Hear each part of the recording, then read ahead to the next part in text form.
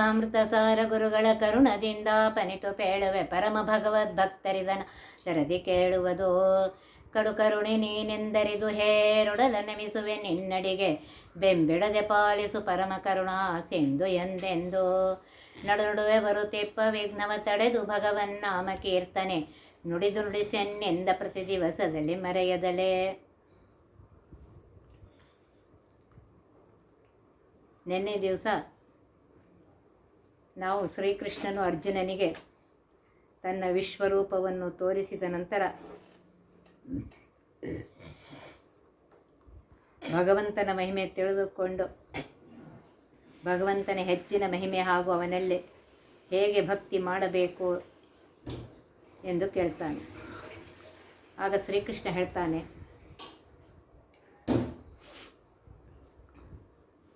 ಅರ್ಜುನ, ನನ್ನ ವಿಶ್ವರೂಪವನ್ನು ನೋಡಿದೆ. ಇದರಿಂದ ನೀನು ಪ್ರತಿ ಕ್ಷಣದಲ್ಲಿಯೂ ಇನ್ನು ಮುಂದೆ ಕಣಗಳಲ್ಲಿ ವ್ಯಾಪ್ತನಾದ ನನ್ನನ್ನು ಕಾಣಲು ಪ್ರಯತ್ನಿಸು.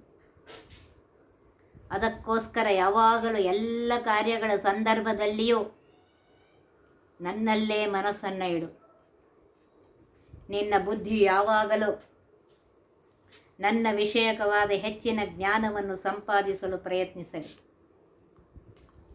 ಜ್ಞಾನಾನಂದ ಪರಿಪೂರ್ಣನಾದ ದುಃಖಾದಿರಹಿತನಾದ ನನ್ನನ್ನೇ ಚಿಂತಿಸುತ್ತಿರುವಾಗ ನಿನ್ನ ಮನಸ್ಸು, ಬುದ್ಧಿ, ಶರೀರಗಳು ನನ್ನ ಸಮೀಪದಲ್ಲೇ ಇರುವುದರಿಂದ ನೀನು ಸಹ ದುಃಖರಹಿತವಾದ ಆನಂದವನ್ನು ಅನುಭವಿಸ್ತಿ. ಆಗ ಅರ್ಜುನ ಕೇಳ್ತಾನೆ, ಪರಮಾತ್ಮ, ಪ್ರತಿಕ್ಷಣ ನಿನ್ನನ್ನು ನನ್ನಲ್ಲೇ ಅನುಭವಿಸಬೇಕಾದರೆ ನಾನು ಏನು ಮಾಡಬೇಕು? ಕೃಷ್ಣ ಹೇಳ್ತಾನೆ, ಹೀಗೆ ಮಾಡುವುದು ಬಹು ಸುಲಭ. ಹೇಗೆಂದರೆ, ಪ್ರತಿಯೊಬ್ಬನು ವರ್ಣಾಶ್ರಮೋಚಿತ ಧರ್ಮಗಳನ್ನು ಪರಿಪಾಲಿಸುವುದು ನನಗೆ ಪ್ರಿಯವೆಂದು ಈಗಾಗಲೇ ತಿಳಿದಿರುವೆ. ಆದ್ದರಿಂದಾಗಿ ನನಗೆ ಪ್ರಿಯವಾದ ಕರ್ಮಗಳನ್ನೇ ಆಚರಿಸು. ಭಗವಂತನು ನನ್ನ ಆ ಕರ್ಮಗಳನ್ನು ನೋಡಿ ಆನಂದವನ್ನು ಅನುಭವಿಸಿ ನನಗೆ ಆನಂದವನ್ನು ಕೊಡುತ್ತಾನೆ ಎಂದು ಅನುಭವವನ್ನು ಮಾಡಲು ಪ್ರಯತ್ನಿಸು. ಶಾಸ್ತ್ರದಲ್ಲಿ ಹೇಳಿದ ನನ್ನನ್ನು ಪಡೆಯುವ ಉಪಾಯಗಳನ್ನು ತಿಳಿದುಕೊಂಡು ಅಂತಹ ಉಪಾಯಗಳನ್ನೇ ಮಾಡು. ಪ್ರತಿಯೊಂದು ಕರ್ಮದ ಸ್ವತಂತ್ರ ಕರ್ತ ಪರಮಾತ್ಮನೇ ಎಂದು ತಿಳಿದು ಕರ್ಮಫಲಗಳನ್ನು ನನಗೆ ಸಮರ್ಪಿಸು. ಆಗ ಅರ್ಜುನ ಕೇಳ್ತಾನೆ, ಕೃಷ್ಣ, ನಿನ್ನ ಪ್ರಿಯನಾದ ಭಕ್ತನು ಹೇಗಿರುತ್ತಾನೆ? ಅವನು ಏನು ಮಾಡುತ್ತಾನೆ? ಅಂದಾಗ ಶ್ರೀಕೃಷ್ಣ ಹೇಳ್ತಾನೆ, ಅರ್ಜುನ, ನನ್ನ ಭಕ್ತನು ಯಾರನ್ನೂ ದ್ವೇಷಿಸುವುದಿಲ್ಲ. ವಿಷ್ಣು ದ್ವೇಷಗಳನ್ನು ಬಿಟ್ಟು ಎಲ್ಲರ ಮೇಲೆಯೂ ಪ್ರೀತಿ ಮಾಡ್ತಾನೆ. ಹೇಗೆಂದರೆ ಭಗವಂತನನ್ನೇ ಕಾಣ್ತಾನೆ. ಕೆಲವು ಸಲ ದೈತ್ಯ ರಾಕ್ಷಸರಲ್ಲಿದ್ದ ನನ್ನನ್ನು ಕಂಡು ಆದರದಿಂದ ಕಾಣ್ತಾನೆ. ತನಗಿಂತ ಕಡಿಮೆಯವರಾದ ಸಾಧಕರ ಮೇಲೆ ಕರುಣೆ ತೋರುತ್ತಾ ಅವರ ಎದುರಿನಲ್ಲಿ ನನ್ನ ಗುಣಗಾನಗಳನ್ನು ಮಾಡುತ್ತಾನೆ. ಅವನಿಗೆ ನನ್ನನ್ನು ಬಿಟ್ಟು ಬೇರೆ ವಸ್ತುಗಳಲ್ಲಿ ಇದು ನನಗೆ ಪ್ರಿಯವಾಗಿದೆ ಎಂಬ ಭಾವನೆಯೇ ಇರುವುದಿಲ್ಲ. ಅಂದರೆ ಮಮಕಾರ ಇರುವುದಿಲ್ಲ. ನನ್ನ ಭಕ್ತನ ಹತ್ತಿರ ಅಹಂಕಾರ ಸುಳಿಯೋದಿಲ್ಲ. ಸುಖವೇ ಬರಲಿ ದುಃಖವೇ ಬರಲಿ ಇದು ಭಗವಂತನ ಪ್ರಸಾದ ಎಂದು ತಿಳಿದು ಆ ಸಂದರ್ಭದಲ್ಲಿಯೂ ನನ್ನನ್ನೇ ನೆನೆಸುತ್ತಾನೆ. ಯಾವಾಗಲೂ ನನ್ನ ಸಾಮೀಪ್ಯವನ್ನು ಅನುಭವಿಸುತ್ತಾ ಆನಂದದಿಂದ ಇರ್ತಾನೆ. ವರ್ಣಾಶ್ರಮೋಚಿತ ಕರ್ಮಗಳನ್ನು ಬಿಡುವುದಿಲ್ಲ. ಧನವನಿತಾದಿಗಳಿಗಾಗಿ ಪ್ರಯತ್ನಿಸುವುದಿಲ್ಲ. ವಿಷ್ಣು ಸರ್ವೋತ್ತಮತ್ವ, ವಾಯು ಜೀವೋತ್ತಮತ್ವ ಇತ್ಯಾದಿ ತತ್ವಗಳಲ್ಲಿ ದೃಢ ನಿಶ್ಚಯವುಳ್ಳವನಾಗಿ ತತ್ವಜ್ಞಾನ ವಿಷಯದಲ್ಲಿ ಸ್ವಲ್ಪವೂ ತಪ್ಪು ಮಾಡುವುದಿಲ್ಲ.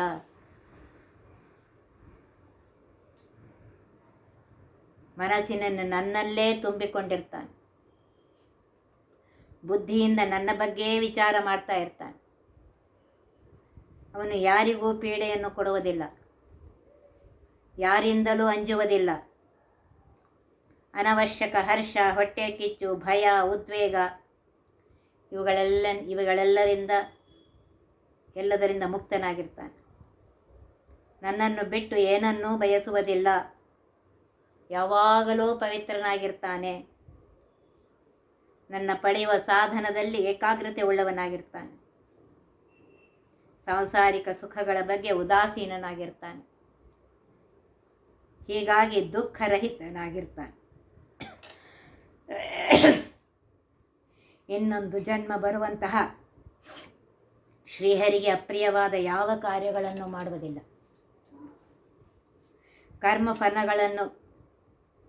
ಕರ್ಮಫಲಗಳನ್ನು ನನಗೆ ಸಮರ್ಪಿಸುತ್ತಾನೆ. ಲೌಕಿಕ ಅನುಕೂಲತೆಗಳಿಂದ ಮೈಮರೆಯುವುದಿಲ್ಲ. ದ್ವೇಷವನ್ನೂ ಮಾಡುವುದಿಲ್ಲ. ಪ್ರಾರಬ್ಧ ಕರ್ಮಾನುಸಾರವಾಗಿ ಸುಖದ ಹಾನಿಯಾದಾಗ ಶೋಕ ಮಾಡುವುದಿಲ್ಲ. ಸಂಸಾರದ ಸುಖವನ್ನು ಬಯಸುವುದೂ ಇಲ್ಲ. ಜ್ಞಾನ, ಭಕ್ತಿ, ವೈರಾಗ್ಯಾದಿ ಮೋಕ್ಷ ಸಾಧಕವಾದ ಪುಣ್ಯವನ್ನು ಬಿಟ್ಟು ಉಳಿದ ಬಂಧಕವಾದ ಪಾಪ ಪುಣ್ಯಗಳನ್ನು ತ್ಯಜಿಸುತ್ತಾನೆ. ಸುಖವೇ ಬರಲಿ ದುಃಖವೇ ಬರಲಿ ಸಖನೀಯನಾಗಿರೋ ಪಾಂಡುರಂಗ ಎಂದು ಪ್ರಾರ್ಥಿಸುತ್ತಾನೆ. ವೈಷಮ್ಯ ನೈರ್ಗುಣ್ಯರಹಿತನಾದ ದೋಷ ದೂರನಾದ ನನ್ನ ಸಂಘವನ್ನೇ ಬಯಸುತ್ತಾ ಅಂಧರ ಸಂಘವನ್ನು ಬಿಟ್ಟುಬಿಡ್ತಾನೆ. ಜನರು ಬೈದರೂ ಸರಿ, ಹೊಗಳಿದರೂ ಸರಿ, ಎಲ್ಲವೂ ಭಗವದ್ ಇಚ್ಛೆ ಎಂದು ಸ್ವೀಕರಿಸ್ತಾನೆ. ಸದಾ ನನ್ನ ಮಹಿಮೆಗಳನ್ನು ಮನನ ಮಾಡ್ತಾ ಇರ್ತಾನೆ. ಯಾವಾಗಲೂ ಬಿಂಬಮೂರ್ತಿಯ ಸಾನ್ನಿಧ್ಯವನ್ನು ಅನುಭವಿಸುತ್ತಾ ಯಾವಾಗಲೂ ಸಂತೋಷದಿಂದಲೇ ಇರ್ತಾನೆ. ದೇವರನ್ನು ಬಿಟ್ಟು, ಭಗವದ್ಭಕ್ತರನ್ನು ಬಿಟ್ಟು ಯಾರನ್ನೂ ಆಶ್ರಯಿಸುವುದಿಲ್ಲ. ಈ ಎಲ್ಲ 32 ವಿಶಿಷ್ಟತೆಗಳಿಂದ ಯುಕ್ತನಾಗಿ, ಇವುಗಳಲ್ಲಿ ಗಟ್ಟಿಯಾಗಿ ನಿಶ್ಚಯಾತ್ಮಕ ಮನಸ್ಸು ಬುದ್ಧಿಗಳಿಂದ ಯುಕ್ತನಾಗಿ ಇರುವವನೇ ನನ್ನ ಶ್ರೇಷ್ಠ ಭಕ್ತ. ಇವೇ ನನ್ನ ಭಕ್ತರ ಲಕ್ಷಣಗಳು. ಈ ಎಲ್ಲ ಲಕ್ಷಣಗಳಿಂದ ಯುಕ್ತನಾಗದೇ ಇದ್ದರೂ ಶ್ರದ್ಧೆಯಿಂದ ಈ ಗುಣಗಳನ್ನು ಪ್ರಯತ್ನಿಸುವ ಸಾಧಕನೂ ಸಹ ನನ್ನ ಪ್ರಿಯ ಭಕ್ತನಾಗಿದ್ದಾನೆ ಎಂದ ಮೇಲೆ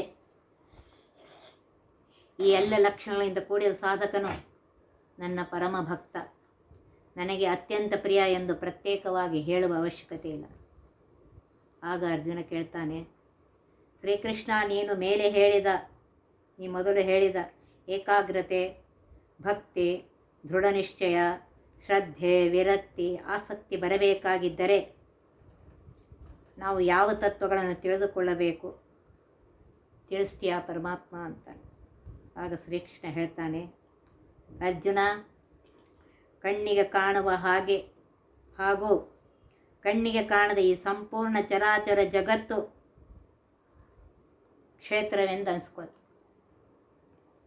ಇಂತಹ ಕ್ಷೇತ್ರದ ಪ್ರತಿಯೊಂದು ಕಣಗಳು ಕೂಡ ನನ್ನಿಂದ ಸೃಷ್ಟಿಸಲ್ಪಟ್ಟು ಎಲ್ಲದರಲ್ಲಿಯೂ ನಾನೇ ವ್ಯಾಪ್ತನಾದುದರಿಂದ ಎಲ್ಲವನ್ನು ನಾನೇ ತಿಳಿದುಕೊಂಡಿದ್ದೇನೆ. ಆದ್ದರಿಂದ ನನಗೆ ಕ್ಷೇತ್ರಜ್ಞ ಅಂತ ಕರೀತಾರೆ. ನನ್ನ ಈ ಚರಾಚರ ಜಗತ್ತಿನ ಸೃಷ್ಟಿ, ಸ್ಥಿತಿ, ಲಯ, ನಿಯಮನ, ಜ್ಞಾನ, ಅಜ್ಞಾನ, ಬಂಧ, ಮೋಕ್ಷ ಇತ್ಯಾದಿಗಳನ್ನು ಮಾಡುವವನು ನಾನೇ. ನನ್ನ ಈ ಸೃಷ್ಟಿಕರ್ತೃತ್ವ ಮಹಿಮೆಯನ್ನು ವೇದದ್ರಷ್ಟುಗಳಾದ ಋಷಿಗಳು ಅನಂತ ವೇದ ಮಂತ್ರಗಳಿಂದ ನನ್ನನ್ನು ಹಾಡಿ ಹೊಗಳಿದ್ದಾರೆ. ಸಾರಾಸಾರ ವಿಚಾರವಂತರು ಬ್ರಹ್ಮಸೂತ್ರಾದಿ ನಿರ್ಣಾಯಕ ಗ್ರಂಥಗಳಿಂದ ಯುಕ್ತಿ ಪುರಸ್ಸರವಾಗಿ ತಿಳಿಸಿ ಹೇಳಿದ್ದಾರೆ.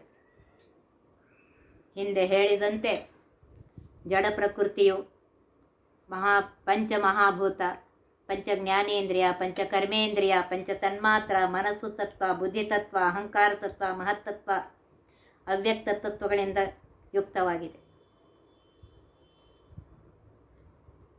ಈ ಜಡ ಪ್ರಕೃತಿ ನಿರ್ಮಿತ ದೇಹದಿಂದ ಸಹಿತರಾದ ಚೇತನರು ಇಚ್ಛಾ, ದ್ವೇಷ, ಸುಖ, ದುಃಖ, ಸಂಸಾರ, ಚೈತನ್ಯ, ಸ್ಥಿರತೆ ಇತ್ಯಾದಿಗಳಿಂದ ಯುಕ್ತರಾಗಿದ್ದಾರೆ. ಇಂತಹ ಚೇತನ ವಿಶಾಲವಾದ ಸೃಷ್ಟಿಯಲ್ಲಿ ಪ್ರತಿಯೊಂದು ಕಣಗಳಲ್ಲಿ ವ್ಯಾಪ್ತನಾದ, ನಿಯಾಮಕನಾದ, ಪ್ರೇರಕನಾದ, ಇದೆಲ್ಲವನ್ನು ನೋಡುತ್ತಾ ಅವರೆಲ್ಲ ಕರ್ಮಗಳಿಗೆ ದರ್ಶಕನಾದ, ಕರ್ಮಾನುಸಾರ ಫಲಗಳನ್ನು ಕೊಡುವ ಸ್ವತಂತ್ರ ಪೋಷಕನಾದ, ಸ್ವತಂತ್ರ ಸಂಹಾರ ಕರ್ತೃವಾದ, ಮಹಾನ್ ನಿಯಾಮಕನಾದ ನನ್ನನ್ನು ಯಾರು ತಿಳಿದುಕೊಳ್ಳುವರೋ ಅಂತಹವರಿಗೆ ಜ್ಞಾನಿಗಳೆಂದು ಹೆಸರು. ಅವರು ನನ್ನನ್ನು ಯೋಗ್ಯತಾನುಸಾರವಾಗಿ ಹೆಚ್ಚಾಗಿ ತಿಳಿದುಕೊಳ್ಳಲು ಪ್ರಯತ್ನಿಸುತ್ತಾರೆ. ಹಾಗೆ ತಿಳಿದುಕೊಳ್ತಾರೆ. ಅವರಿಂದ ತಿಳಿಯಲ್ಪಡುವ ನಾನು ಜ್ಞೇಯನಾಗಿದ್ದೇನೆ.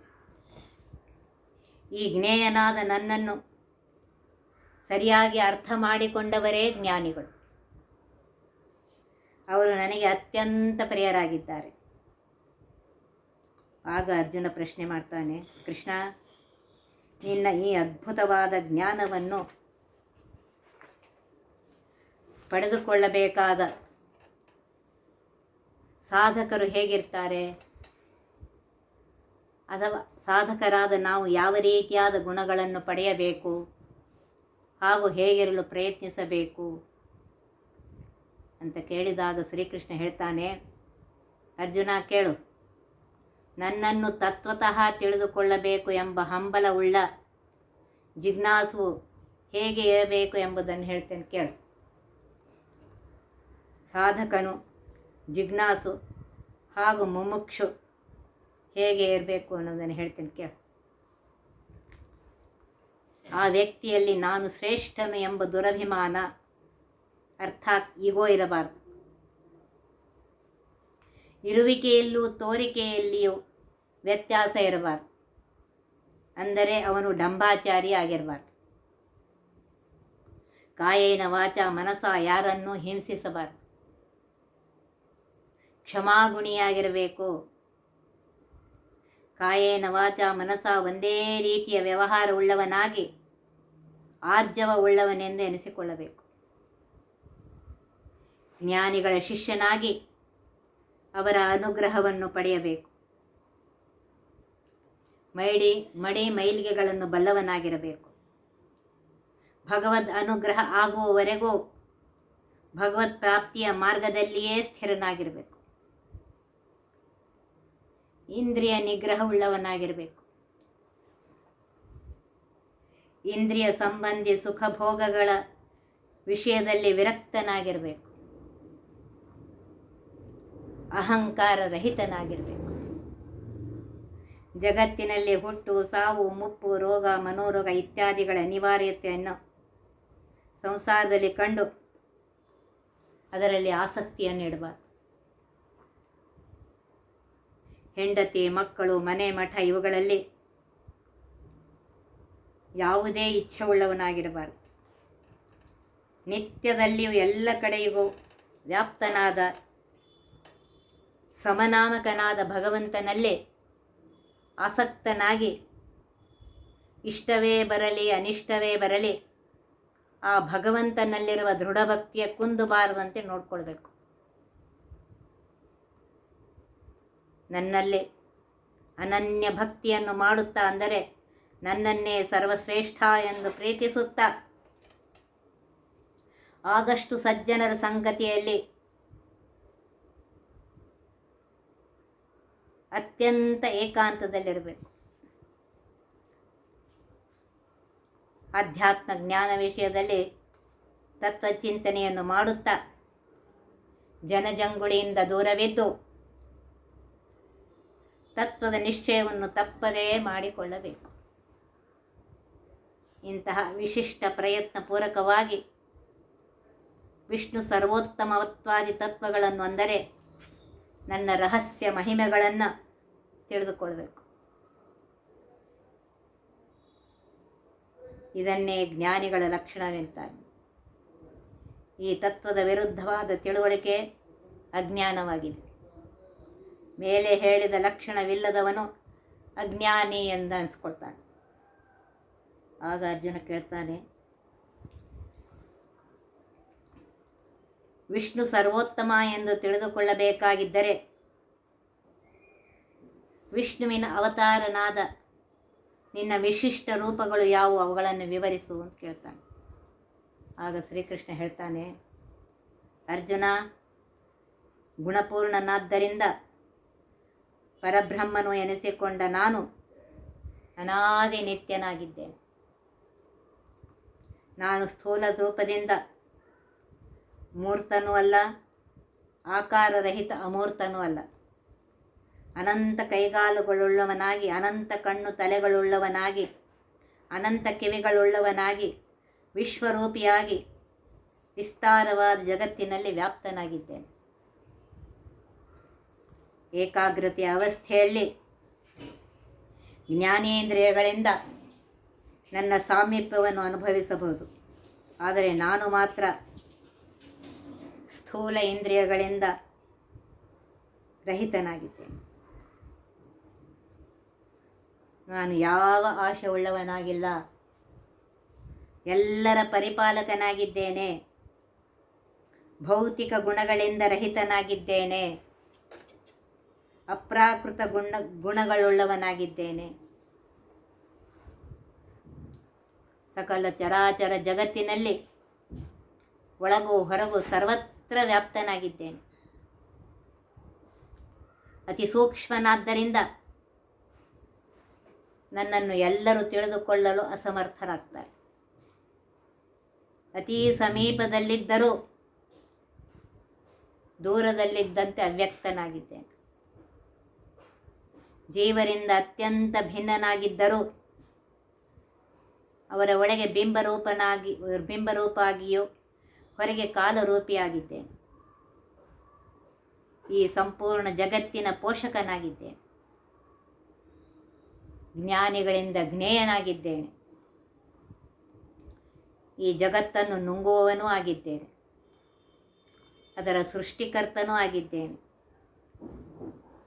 ಜಗತ್ತನ್ನು ಬೆಳಗುವ ಸೂರ್ಯ ಚಂದ್ರಾದಿಗಳಿಗೆ ಪ್ರಕಾಶ ಕೊಡುವವನು ನಾನೇ.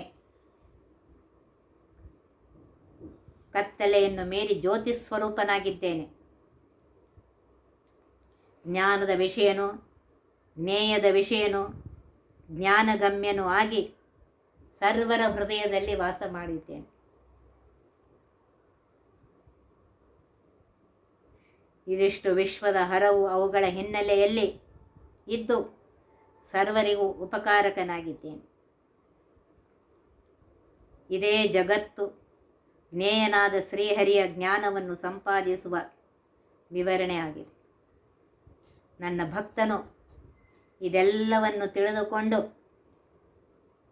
ನನ್ನ ಕೃಪೆಗೆ ಪ್ರಾಪ್ತನಾಗುತ್ತಾನೆ. ಇಷ್ಟೆಲ್ಲ ಕೇಳಿದ ಅರ್ಜುನ ಮತ್ತೇನು ಪ್ರಶ್ನೆ ಮಾಡ್ತಾನೆಂಬುದನ್ನು ನಾಳಿನ ದಿವಸ ನೋಡೋಣ. ಒತ್ತಿ ವಿಘ್ನಗಳ ಕಳೆದಪ ಮೃತ್ಯುವಿಗೆ ಮರೆ ಮಾಡಿ ಕಾಲನ ದೂತರಿಗೆ ಭೀಕರವ ಪುಟ್ಟಿಸಿ ಸಕಲ ಸಿದ್ಧಿಗಳ ಒತ್ತಿಗೊಳ್ಳಿಸಿವನರು ಹೇಕ್ಷಣ ನೃತ್ಯ ಮಾಡುವರವರ ಮನೆಯೊಳು ನಿತ್ಯ ಮಂಗಳ ಹರಿಕಥಾಮೃತ ಸಾರಪಡಿಸುವರ.